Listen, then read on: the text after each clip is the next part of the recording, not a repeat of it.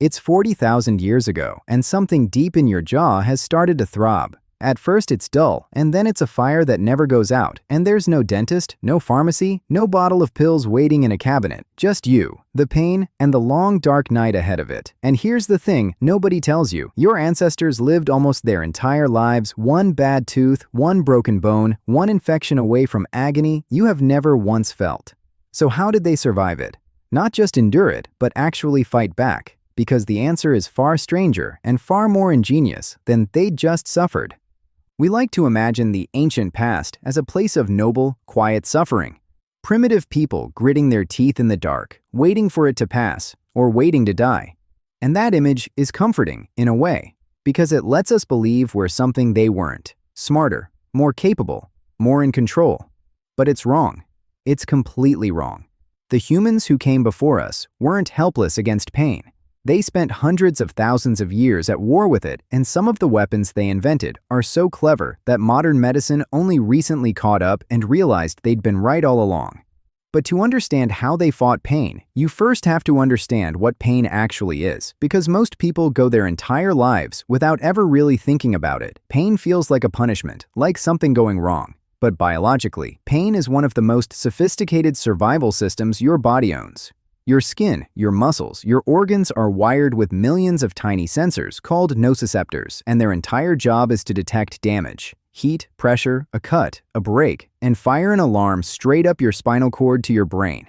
And that alarm is not a suggestion, it's a scream. It's designed to be impossible to ignore, because the whole point is to make you stop doing the thing that's hurting you and protect the part that's damaged. Here's the cruel irony at the center of this entire story. The thing that tortures you is the same thing keeping you alive. There are people alive today born with a rare genetic condition that makes them unable to feel pain at all. And it sounds like a superpower, but it's the opposite. They bite through their own tongues, they break bones and keep walking on them. They burn themselves without noticing, and many of them die young. Because pain is the alarm that tells you you're being destroyed, and without it, you have no idea. So, evolution built us to feel it, loudly and constantly, whether we want to or not. And for the vast majority of human history, there was no volume knob, no off switch. The alarm just rang and rang and rang. So put yourself back in that ancient body. You feel this thing constantly, and you cannot turn it off. So what do you do? Well, it turns out the first answer was hiding in the ground the whole time, because long before there were laboratories, there was a pharmacy growing in the dirt, and your ancestors found it. Start with a tree, the humble willow. If you strip the bark from a willow tree and chew it, you'll find it's bitter and unpleasant, and you'd have no obvious reason to keep doing it, except that after a while, your pain starts to fade, your fever cools, your aching joints loosen.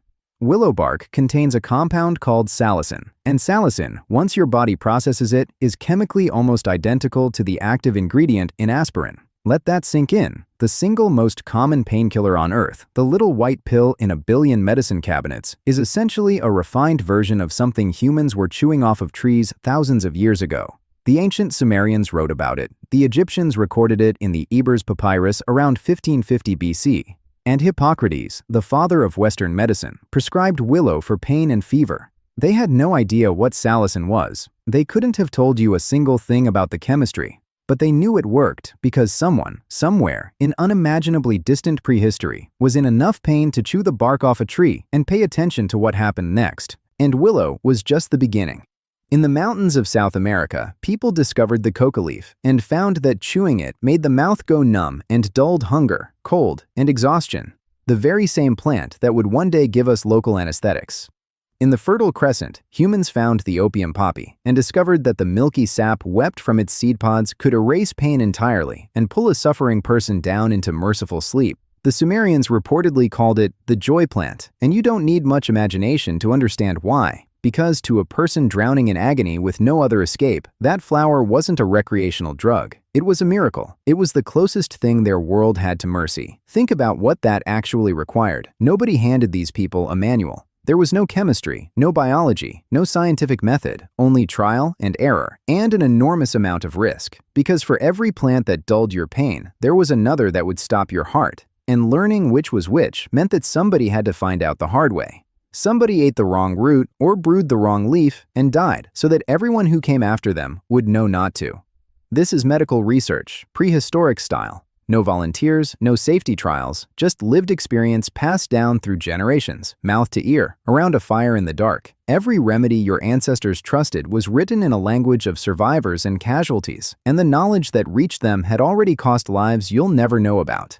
Now, if you want to see just how far this knowledge went, we have an almost unbelievable piece of evidence. In 1991, two hikers in the Alps stumbled across a body frozen in the ice, and at first, authorities assumed it was a modern climber who'd died in an accident. It was not. The man in the ice had been dead for roughly 5,300 years. We call him Ötzi, and he is the oldest, best-preserved human being we have ever found. Skin, organs, stomach contents, and all. And Ötzi was in pain. His body is a catalog of suffering, with worn arthritic joints, hardened arteries, and a bad stomach full of parasites. But here's what makes him extraordinary.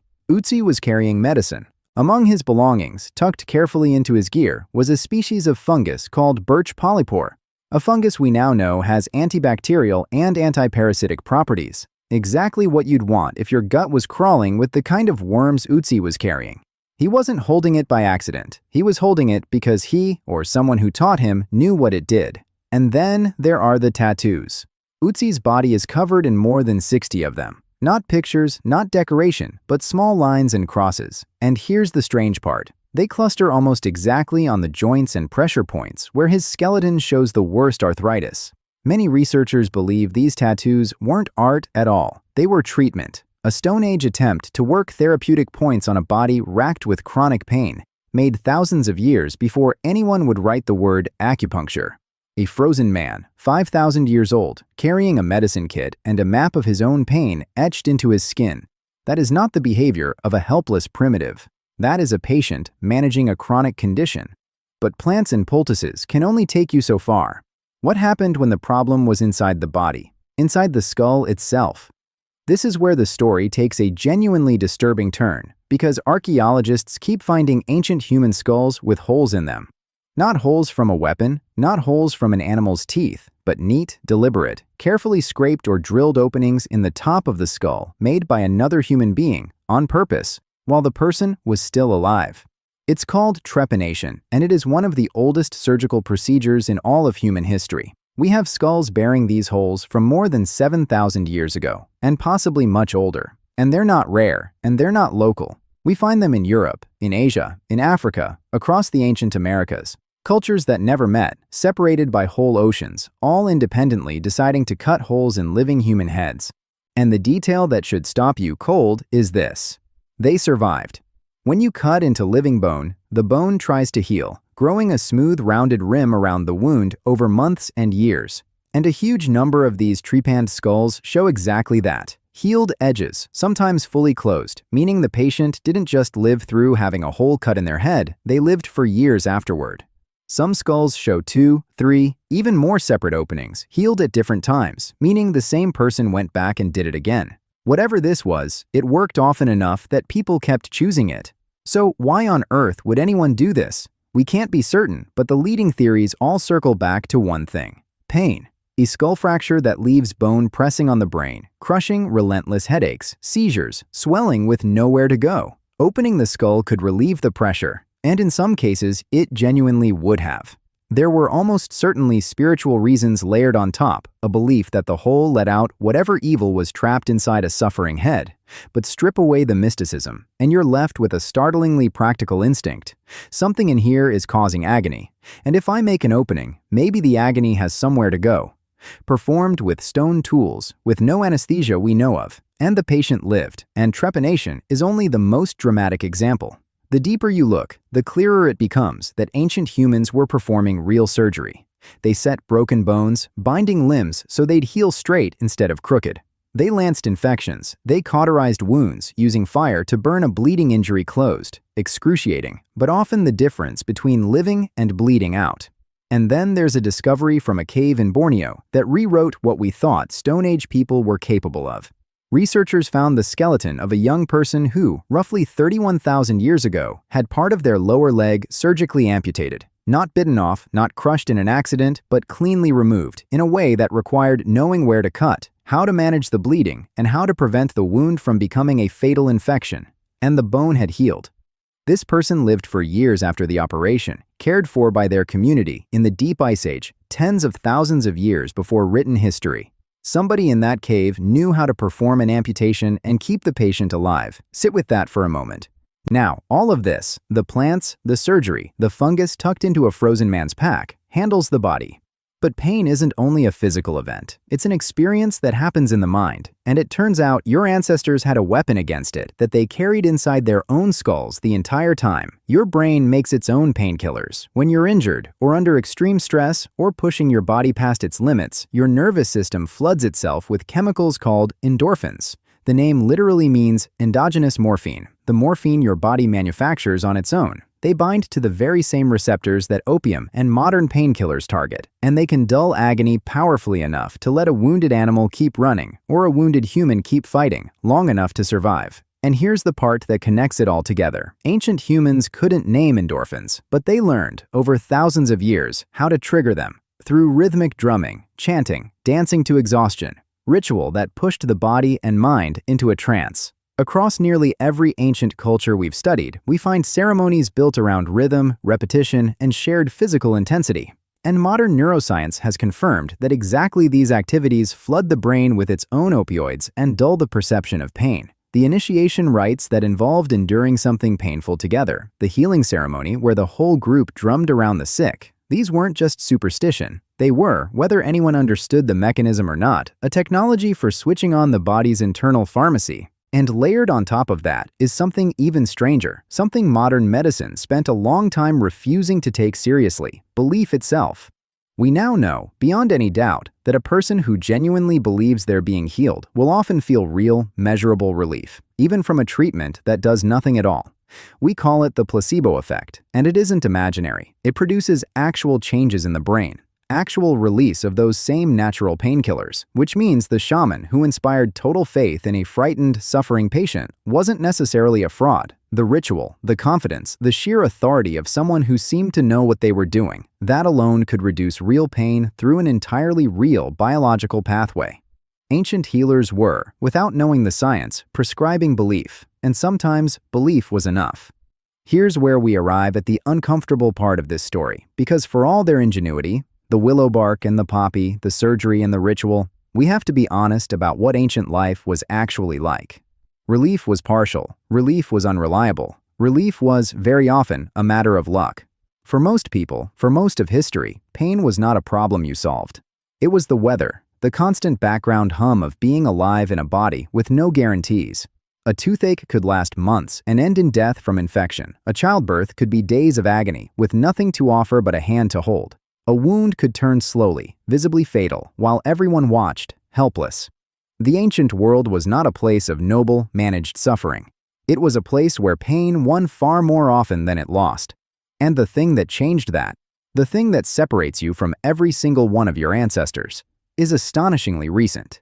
It wasn't until 1846, in a hospital in Boston, that a dentist publicly demonstrated ether, and for the first time in the entire history of our species, a person could be cut open, operated on, and feel absolutely nothing. Think about the weight of that date. Human beings have existed for hundreds of thousands of years, and the ability to switch off pain, truly switch it off, is younger than the photograph, younger than the railway. Every human who lived and died before that Tuesday in Boston faced the knife and the tooth and the broken bone, fully awake. The relief you take completely for granted, the pill you swallow without a second thought, is one of the newest things about being human. The thin sliver at the very end of an almost unimaginably long story of endurance. So, how did ancient humans deal with pain? The honest answer is that we'll never fully know because so much of the evidence is gone. The remedies rotted, the rituals were never written down. The knowledge lived only in the minds of people who died tens of thousands of years before anyone could record what they knew. What survives is fragments. A frozen man's fungus, a healed hole in a skull, a leg bone that shouldn't have healed, but did. From those fragments, we can only infer the vast, invisible ocean of trial and suffering and cleverness that produced them. But what we can say with certainty is this: they were not helpless, and they were not simple. They fought pain with everything they had: the plants at their feet, the tools in their hands, the belief in their minds, and the chemistry hidden in their own brains. And they were far, far better at it than we ever gave them credit for. There's something almost unbearably human in all of this, because pain is the one experience that reaches across every gap between you and them. You don't share their language, their world, their gods, or their fears, but the throb of a bad tooth in the dark, that, you both know exactly. It felt the same 40,000 years ago as it feels tonight. So the next time you shake 2 pills into your palm and swallow them without even thinking, and the ache quietly fades in 20 minutes, remember what that actually is. It's the end of a war your ancestors fought for 300,000 years and mostly lost. A war they waged with tree bark and stone tools and sheer stubborn ingenuity, so that one day someone descended from them wouldn't have to. You are the descendant they were fighting for, and the pain you'll never have to feel is the measure of how hard they tried.